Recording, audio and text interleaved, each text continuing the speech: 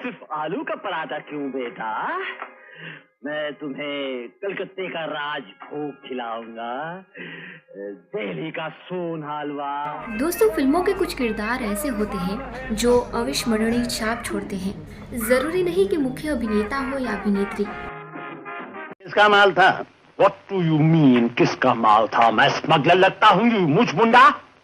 सुबह से ही पीते हो क्या? मैं शराब नहीं पीता, ड्रंकन ने छिड़क दी। कभी कभी सहायक कैरेक्टर्स भी लेजेंडरी बन जाते हैं और इन्हीं में से एक थे दोस्तों, सबको हंसाने वाले उत्पल दत्त। आप पुलिस ऑफिसर? आप पुलिस ऑफिसर नहीं, फूलिश ऑफिसर। FOOLISH, फूलिश यानी मूर्ख, खबरदार। इनकी तस्वीर को देखकर दोस्तों आज भी शायद आपके चेहरे पर मुस्कुराहट आ जाए। 70 के दशक में उत्पल दत्त मशहूर कॉमेडियन के रूप में जाने जाते थे। फिल्म गोलमाल में अमोल पालेकर के साथ उन्होंने लोगों को खूब हंसाया।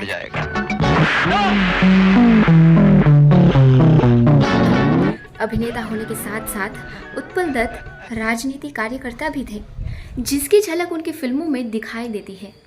उन्होंने हिंदी बंगाली सिनेमा में अमिट छाप छोड़ी।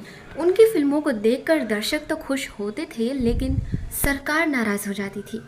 वो सरकार पर तंज कसते थे। भाई साहब ठीक कहते थे। आजकल के लोगों को देखो, सारी मुंह साफ करने में लगे रहते हैं और मन की सफाई की तरफ ध्यान ही नहीं देते। इसी का नतीजा था कि आज़ाद भारत में उन्हें जेल जाना पड़ा था। उनसे जुड़ी कई खास बातें हैं दोस्तों, जिनके बारे में आज के दौर में शायद लोग कम ही जानते हैं। इनका जन्म 29 मार्च सन 1929 को बांग्लादेश के बारिशाल में हुआ था। उनके पिता का नाम गिरिजा रंजन दत्त था और माँ का शैला बला दत्त था। उन्होंने अपनी शुरुआती पढ़ाई शिलोंग से की। यहाँ से आगे की पढ़ाई के लिए उन्हें उनके पिता ने कोलकाता भेज दिया। उत्पल दत्त ने अंग्रेजी साहित्य से ग्रेजुएशन किया। कॉलेज में पढ़ाई के दौरान ही उनका रुझान थिएटर की तरफ होने जैसी मजाक। वकील, शादी के बाद पता चलेगा कि देवी को खुश करना आसान है मगर बीवी को नहीं। उन्होंने साल 1960 में थिएटर और फिल्म अभिनेत्री शोभा सिंह से शादी की। उत्पल दत्त और शोभा सिंह की बेटी का नाम विष्णुप्रिया है, जो उनकी इकलौती संतान है। 1940 में उत्पल दत्त अंग्रेजी थिएटर से जुड़े और अभिनय की शुरुआत की। शेक्सपियर साहित्य से उनका विशेष लगाव था। नाटक उथेलो से उन्हें काफ़ी वाहवाही भी मिली। इसके बाद उनका बंगाली नाटक में मन लगने लगा।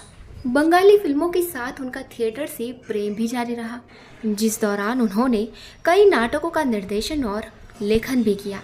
बंगाली राजनीति पर लिखे उनके नाटकों ने कई बार विवाद को जन्म दिया। बंगाली फिल्मों में सफलता पाने के बाद उन्होंने साल 1950 में हिंदी सिनेमा का रुख किया। उनके अभिनय को यहाँ भी काफ़ी सराहा गया। बॉलीवुड में हास्य कलाकार के रूप में उनकी पहचान बनी।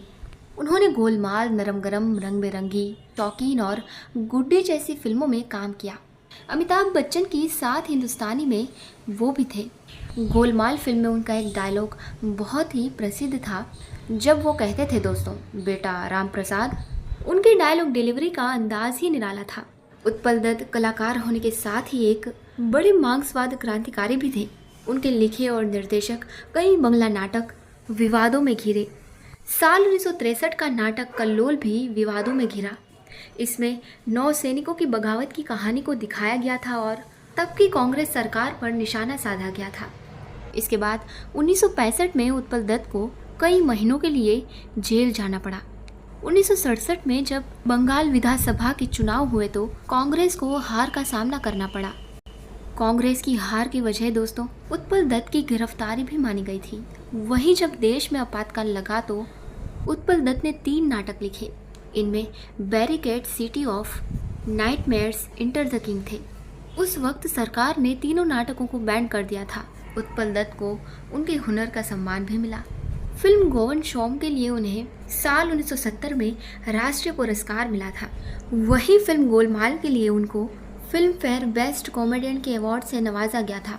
इसके अलावा भी उन्होंने कई अन्य अवार्ड भी अपने नाम किए थे। दोस्तों 19 अगस्त 1993 को उत्पल दत्त का दिल का दौरा पड़ने के कारण वो इस दुनिया को छोड़ के चले गए और इस तरह अपने नायाब अंदाज में अच्छा बोलने वाले अभिनेता उत्पल दत्त अपने पीछे यादों का कारवां छोड़ गए। वही जिंदगी, वही मरहले, वही कारवां, वही रास्ते।